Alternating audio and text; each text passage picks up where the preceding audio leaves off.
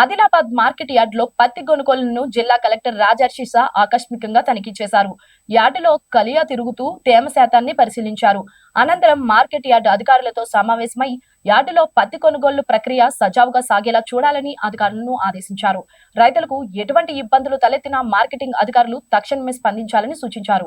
చాలా బాగానే ఉన్నది, కానీ ఫుడ్ పాయిజన్ ఎట్లయింది అనేది నేటి వరకు కూడా రిపోర్ట్ రాకపోవడం అనేది నిజంగా ఇది అవమానకరంగా భావిస్తున్నాం. మేము ఇలా ముఖ్యంగా ఏంటంటే ఇక్కడ ఉన్న హెడ్ మాస్టర్ గారు దొంగ శ్రీనివాస్ గారు ఏం జరిగిందనేది కూడా ఈ రోజు దాకా కూడా దాని నిజ నిర్ధారణ ఇప్పటిదాకా చెప్పలేకపోవడం, తర్వాత ఒక వార్డన్ను నియమించి వార్డన్కు ఉన్న బాధ్యత వార్డన్ నియమించాలి, హెడ్ మాస్టర్కు ఉన్న బాధ్యత హెడ్ మాస్టర్ నియమించాలి, కానీ రెండు కూడా నేనే చేస్తానని చెప్పి ఆయన నెత్తి మీద పెట్టుకొని ఇలాంటి సంఘటన జరగడము చాలా బాధాకరంగా మేము భావిస్తున్నాం.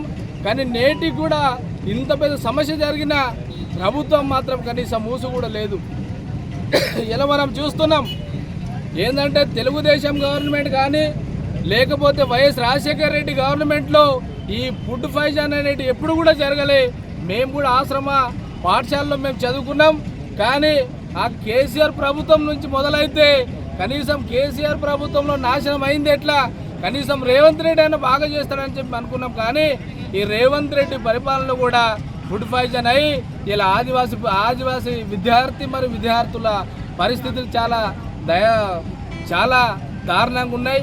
ఇద్దరిని అయితే హైదరాబాద్ తరలించారట.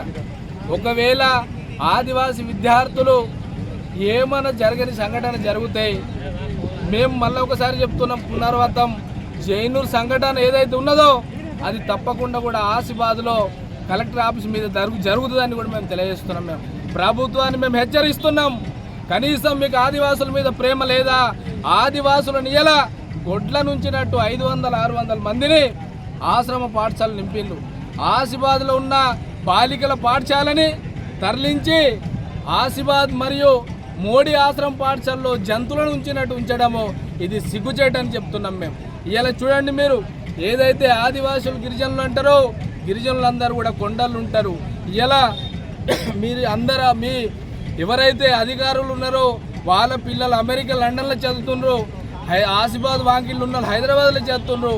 ఆదివాసులు కనీసం హెడ్ క్వార్టర్లో ఒక ఆశ్రమ హై స్కూల్ ఉంటే అది కూడా కంటి చూపు చూడలేక అక్కడున్న అమ్మాయిలని పల్లెటూర్లకు మళ్ళీ అడవిలో పంపించడం ఇది ఎంత దారుణం అనేది కూడా నేను ఇలా అడుగుతున్నా.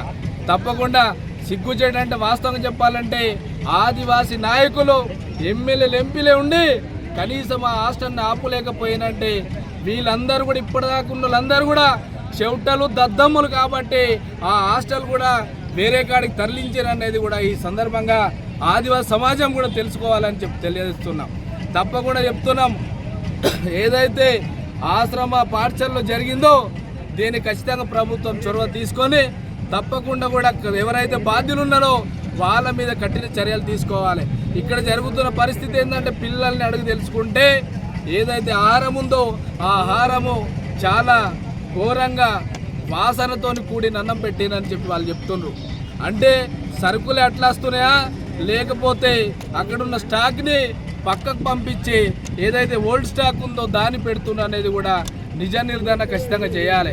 ఇవాళ అదే కాకుండా ఎవరైతే దొంగ శ్రీనివాస్ ఉన్నారో ఆయన ఒక ప్రైవేట్ వ్యక్తిని తీసుకొచ్చి ఆయన డ్రైవర్ అంటే గేటు బయట ఉండాలి, కానీ ఆయననే ఓల్డ్ అండ్ సోలు ఒక వార్డన్గా చెలామణి చేస్తూ అమ్మాయిలు వాళ్ళ రూమ్లలో పోవడు, రాత్రి 10 గంటలకు వచ్చుడు. దీన్ని బట్టి చూస్తే మాకైతే ఏమనిపిస్తుందంటే రాజూరులో గత 2.5 సంవత్సరాల క్రితం ఒక హాస్టల్లో తినే అన్నంలో మత్తు పదార్థాలు వేసి వాళ్ళని అక్కడ సెక్సువల్గా హరాస్మెంట్ చేసుకుంటూ చేసిళ్ళు. రాజుర మొత్తం కూడా దిగ్బంధమైంది ఆదివాసులతోని. నేనైతే ఈ ఘటన కూడా అలాంటిదేమో అని చెప్పి మాకైతే అనుమానం ఉన్నదనేది కూడా మీకు అందరికీ కూడా తెలియజేస్తున్నా. తప్పకుండా కూడా మేము 100% చెప్తున్నాం, ఇప్పుడు ఎవరైతే హైదరాబాద్లో ఉన్నారో వాళ్ళకి ఏమైనా జరిగితే తెలంగాణ రాష్ట్రం కాదు భారతదేశంలోనే చరిత్ర మళ్ళొక్కసారి కూడా చేస్తామని చెప్పి ఆదివాసీ హక్కుల పోరాట సమితి నుంచి మేము తెలియజేస్తున్నాం. ఇలా కలెక్టర్ కానీ పిఓ గారు కానీ దొంగ శ్రీనివాస్కి మద్దతు ఇస్తుందనేది ఆదివాసీ సంఘాల ఆవేదన. అది కాబట్టి తప్పకుండా కూడా కఠినమైన చర్యలు తీసుకొని బాధ్యులపై వెంటనే తీసుకోకపోతే తుడుం దెబ్బ ఆధ్వర్యంలో చాలా తీవ్రతరం చేస్తామని చెప్పి తెలియజేస్తున్నాం. జై కొమరాంబి.